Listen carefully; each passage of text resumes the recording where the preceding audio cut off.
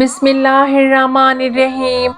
حضرت انس رضی اللہ عنہ فرماتے ہیں کہ ہم صفہ میں رسول اللہ صلی اللہ علیہ وآلہ وسلم کی مجلس میں بیٹھے ہوئے تھے کہ ایک مہاجرہ عورت اپنے بچے کو لیے ہوئے آئی جو کہ سن بلوغ کو پہنچ چکا تھا۔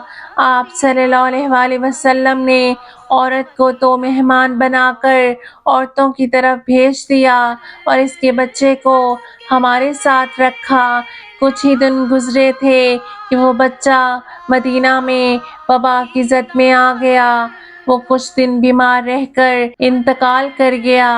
آپ صلی اللہ علیہ وآلہ وسلم نے اس کی آنکھیں بند کیں اور اس کی تجہیز و تکفین کا حکم فرمایا۔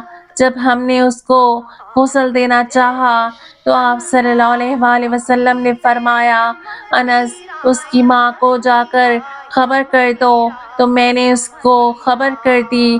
حضرت انس رضی اللہ عنہ فرماتے ہیں کہ وہ آئی اور اپنے بیٹے کے قدموں کے پاس بیٹھ گئی، اس کے پاؤں کا انگوٹھا پکڑا، پھر کہنے لگی، اے اللہ، میں تجھ پر خوشی سے اسلام لائی اور میں نے بے رغبتی اختیار کرتے ہوئے بتوں کی پوجا کی مخالفت کی اور شوق سے تیری راہ میں ہجرت کی۔ اور یہ بات کہہ کر وہ غم سے نڈھال اور سر نیچے جھکا کر رونے لگی۔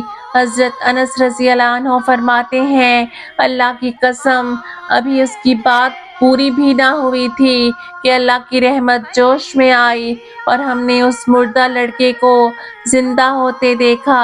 اس کے بیٹے کے قدموں نے حرکت کی اور اس نے اپنے چہرے سے کفن اٹھایا۔ اور حضرت انس رضی اللہ عنہ فرماتے ہیں کہ میں اس بات کا چشمدید گواہ ہوں کہ وہ لڑکا آپ صلی اللہ علیہ وآلہ وسلم کے دنیا سے رحلت فرمانے اور اس کی ماں کے انتقال کے بعد تک زندہ رہا۔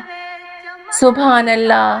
اللہ پاک کی قدرت یہی ہے، اللہ پاک کی ہستی ہے جو اس پوری دنیا کو چلا رہی ہے۔ اللہ پاک ہم تمام مسلمانوں کے لیے آسانی کے معاملات فرمائے، آمین۔